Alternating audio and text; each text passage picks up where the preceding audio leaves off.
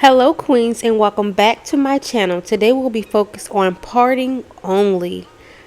When I first started doing hair, parting was a big problem for me and I didn't see many videos on parting, so here I am trying to teach you guys how to part, how to get flat parts at the base, how to get to sleek parts, and if you're interested in that, please keep watching.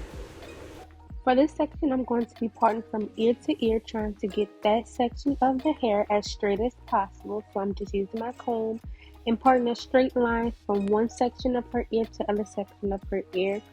And that's how I'm going to determine the size of my parts using that bottom row. So I'm going to demonstrate exactly what I'm talking about, but I use my bottom row, the one that's beneath the one that I'm working on, to use that to guide for my next row. For the sizing, for the part size, for everything, I use that bottom row. Whatever row I just finished working on, I use that row to determine my next row.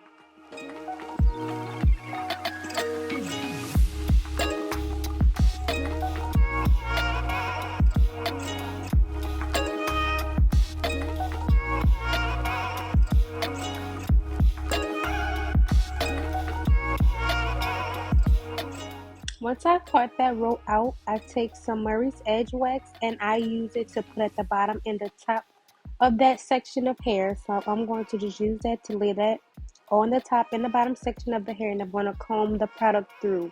So it's very important to comb your product through in order to get that flat surface, that flat base, and that sleek part. So you're going to use that Murray's Edge wax. I am using a good bit because she has thicker hair, but you want to lay that straight down that part and you want to comb that product through. Do not forget to comb that product through. For this section, I'm going to use 3 parts. I'm going to do 3 parts because I did, no, 4 parts. I'm sorry. I'm doing 4 parts because I did 3 parts on my bottom section. And I'm going to brick layer my parts. So I'm going to window each part out. So I'm going to make sure the parts are not laying directly on top of each other. They are in between each other. So if you look from a top or bottom view, you will see that none of my locks are laying directly on top of each other. That makes sure that you have a flat finish, a flat base, and your hair isn't bulky.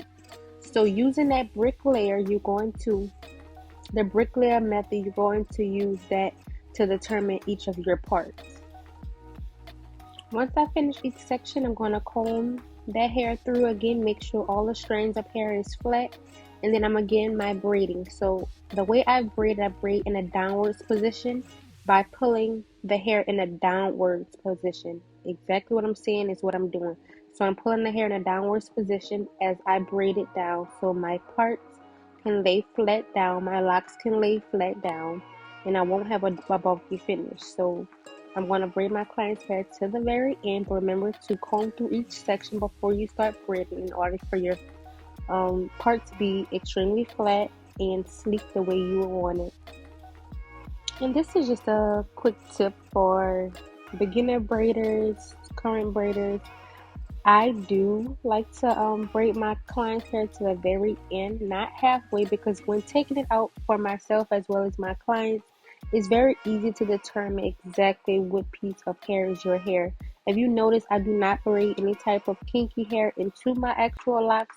I will use a separate piece, which you can see at that bottom row, for my base. So avoid taking any hair to braid it into the locks because you want to have that one individual braid that you can see and pull out to remove your locks. So that goes for clients as well as myself.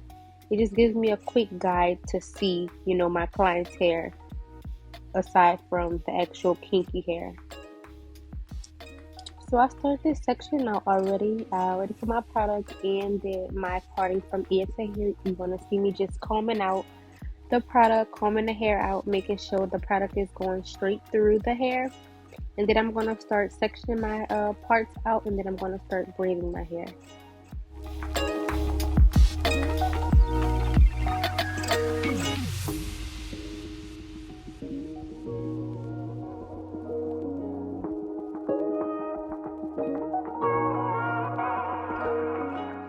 So this will be a prime example of how I use my bottom row as a guide for the current row I'm working on. So I'm lifting that hair up just to see exactly the way my parts are falling, and I'm going to use the comb to guide out each section for it to lay in that brick layer method. So I'm parting a nice enough section in order for it to lay directly in the middle of that part below it.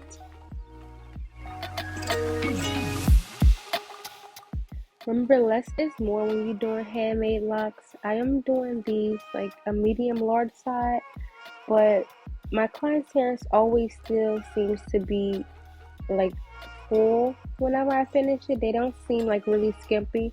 So the parts may seem a little big, but they're not huge to where it's not giving that full look. But continue to use your bottom row as a guide. So if you have 4 on one row, that next row should be 5. If you're able to put 5, sometimes they be smaller, sometimes they're bigger whenever you're doing locks like this, but make sure you use that bottom row as a guide. So I'm just putting a little more product on the sides so I can make sure I get that flat look like I need once I comb it through and start braiding.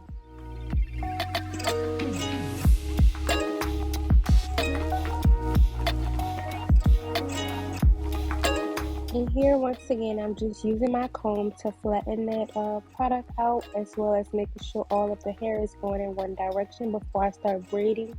And that's all I'm doing for this entire section. And I think I'm going to do like one more section to show exactly how I'm laying my parts and my product as well. If you enjoyed this video, please like, comment, subscribe and share. Let me know what you guys would like to see. I am going to try to do better with weekly vlogs, weekly hair videos, but it is kind of tough, trying to get YouTube videos in a timely manner, only because editing is always long for me for some reason. I guess I haven't picked up the strategies in order to get those videos pushed out, as frequent as possible. But it is a new year, and I'll try my best to do so each week. And just let me know what you guys having trouble with, what you like to see. All around, just let me know what you guys think about the videos I'm currently posting, I currently have up. And, continue watching. Thank you.